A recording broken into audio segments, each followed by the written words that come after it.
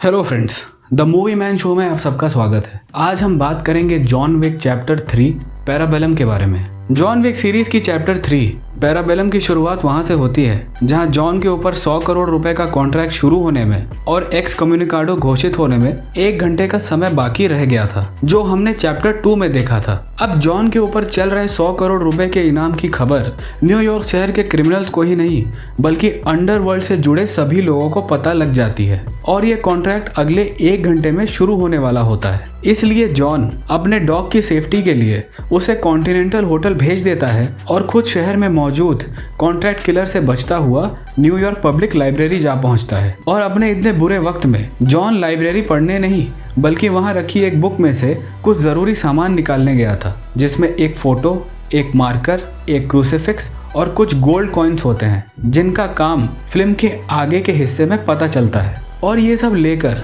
John जब वहां से निकल ही रहा होता है, तभी अर्नेस्ट नाम का एक हिटमैन वहां पहुंचकर समय शुरू होने से पहले ही जॉन को मारना शुरू कर देता है। और जॉन के काफी समझाने के बावजूद जब अर्नेस्ट नहीं मानता तो जॉन उसे अपनी उस किताब से ही मार गिराता है। लेकिन इस लड़ाई में जॉन को काफी गहरी चोट लग जाती है, जिससे वो किसी तरह अंडरवर्ल्ड डॉक्टर के पास मदद के लिए पहुंचता है। लेकिन डॉक्टर जॉन की मदद करने से मना कर देता है क्योंकि उसे एक्स कम्युनिकाडो घोषित कर दिया गया था, जिसका मतलब जॉन को अंडरवर्ल्ड की तरफ से कोई भी सर्विसेज नहीं मिलनी थी। पर क्योंकि जॉन के पास अभी भी 5 मिनट रह गए थे, जिस वजह से डॉक्टर उसका इलाज करने के लिए मान जाता है। और जब डॉक्टर जॉन का इलाज कर ही रहा होता है, जॉन के ऊपर चल रहा इनाम एक्टिवेट हो जाता है और डॉक्टर अंडरवर्ल्ड के रूल एक्स कम्युनिकाडो के मुताबिक जॉन का इलाज रोक देता है, पर उसे मेडिसिन का पता बता देता है, जिस बात को जॉन समझता है और खुद से ही अपना इलाज पूरा कर लेता है। पर अब उस डॉक्टर को हाई टेबल से जान का खतरा था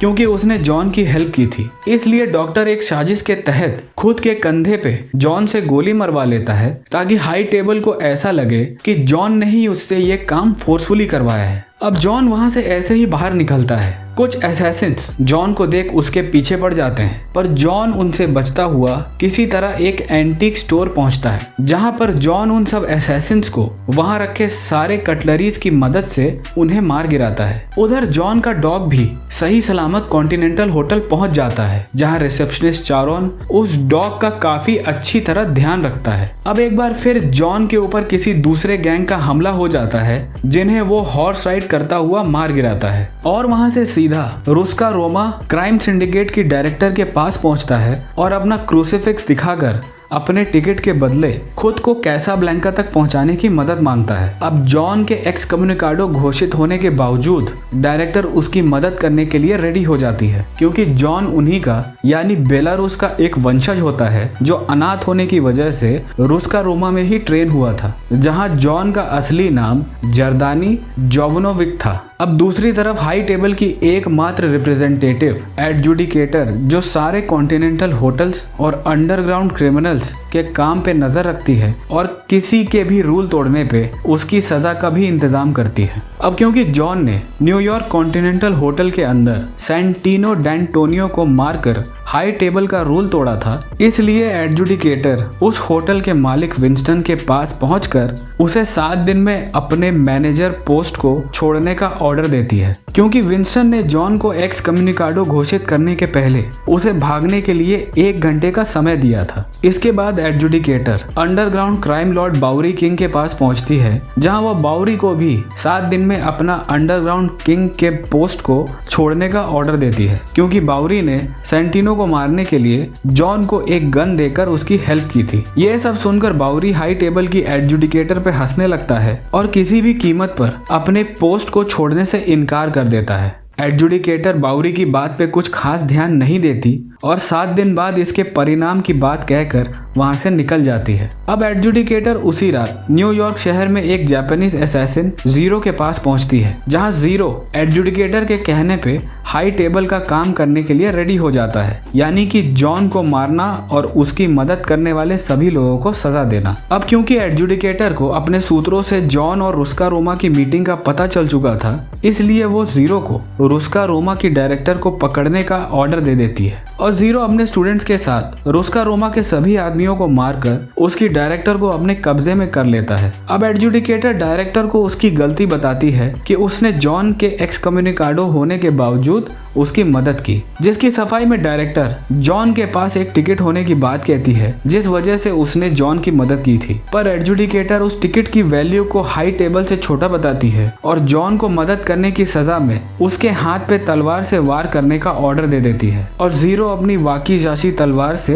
ऐसा ही करता है। वहीं दूसरी तरफ जॉन रुस्का रोमा के आदमियों की मदद से कैसाब्लैंका पहुंच जाता है, जहां वो सोफिया से मिलता है जो उसकी पुरानी फ्रेंड होने के साथ साथ मोरक्कन कॉन्टिनेंटल होटल की मैनेजर भी होती है, जिसने अपने मोरक्कन किलर्स को जॉन पे हमला करने से मना कर रखा था। अब जॉन सोफिया को एक मार्कर दिखाकर उसकी हेल्प मांगता है और बेराडा से उसकी मीटिंग कराने की डिमांड करता है, क्योंकि बेराडा ही उसे हाई टेबल के बॉस एल्डर तक पहुंचने का रास्ता बता सकता है, जिस तक पहुंचकर ही जॉन अपने ऊपर चल रहे इनाम को बंद करवा सकता था। अब सोफिया को जॉन की मदद करनी पड़ती है, क्योंकि ये वो मार्कर होता है जिसे सोफिया ने जॉन को दिया था जब जॉन ने उसकी बच्ची की जान बचाने में उसकी मदद की थी। इसलिए सोफिया अपने दोनों डॉग्स गन और जॉन को लेकर बेराडा के पास पहुंचती है, जहां बेराडा जॉन को बताता है कि एल्डर तक पहुंचने के लिए तुम्हें इस तपते रेगिस्तान में तब तक चलना होगा जब तक तुम बेहोश ना हो जाओ, और तब जाकर अगर एल्डर का मन हुआ तो वो तुम्हें ढूंढ लेगा, नहीं तो तुम इस रेगिस्तान में पड़े पड़े मारे भी जा सकते हो। बेराडा जॉन को ये इन्फॉर्मेशन देने के बदले में सोफिया को अपने एक डॉग को छोड़कर जाने को कहता है, पर सोफिया के मना करने पे बेराडा गुस्से से उसके डॉग को शूट कर देता है, पर बुलेट प्रूफ वेस्ट की वजह से डॉग बच जाता है। और सोफिया ये सब देख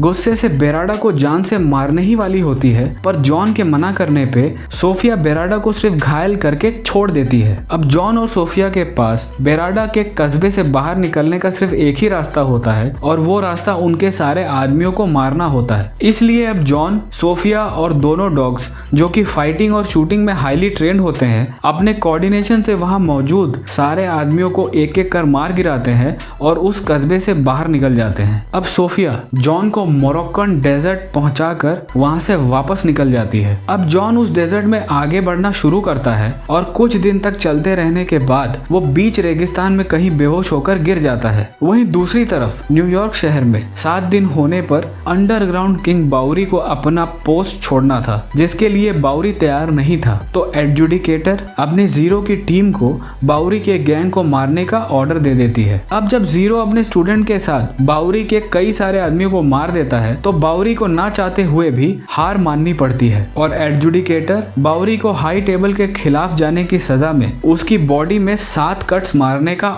ऑर्डर जीरो को दे देती है, और जीरो अपनी तलवार से बाउरी को 7 कट मारकर उसे उसकी सजा दे देता है। इधर मोरक्कन डेजर्ट में पड़े जॉन को एक राहगीर ढूंढ लेता है और उसे एल्डर के पास ले आता है, जो अंडरवर्ल्ड की 12 हाई टेबल्स का बॉस होता है और अपना नेटवर्क डेजर्ट में रहकर चलाता है। अब जॉन को जैसे ही होश आता है, एल्डर उसका एक ड्रिंक के साथ स्वागत करता है और उसके यहाँ तक आने की वजह पूछता है। तो जॉन उसे अपनी जिंदा रहने की चाहत के बारे में बताता है ताकि वो अपनी वाइफ को याद रख सके, और इसी वजह से वो खुद के ऊपर चल रहे एक्सकम्युनिकाडो और 100 करोड़ के इनाम को एल्डर से बंद कराने की गुजारिश करता है, जिसके लिए एल्डर तैयार हो जाता है, पर एक शर्त पे कि जॉन को अब लाइफ टाइम हाई टेबल के लिए काम करना होगा, जिसमें सबसे पहले उसे विंस्टन को मारना होगा, क्योंकि विंस्टन ना तो अपनी गलती मान रहा था और ना ही अपने मैनेजर की पोस्ट से हटने के लिए तैयार हो रहा था। इस शर्त के लिए जॉन रेडी हो जाता है, पर एल्डर को इसका भरोसा दिलाने के लिए और इस डेजर्ट से वापस जिंदा बाहर जाने के लिए उसे अपनी उंगली काट कर अपनी एंगेजमेंट रिंग एल्डर को देनी थी, और जॉन ऐसा ही करता है। हाई टेबल के प्रति अपनी निष्ठा दिखाता है, जिसे देख एल्डर को जॉन पे भरोसा हो जाता है और उसे इस डेजर्ट से न्यूयॉर्क शहर भेज देता है ताकि वो कॉन्टिनेंटल होटल जाकर विंस्टन को मारकर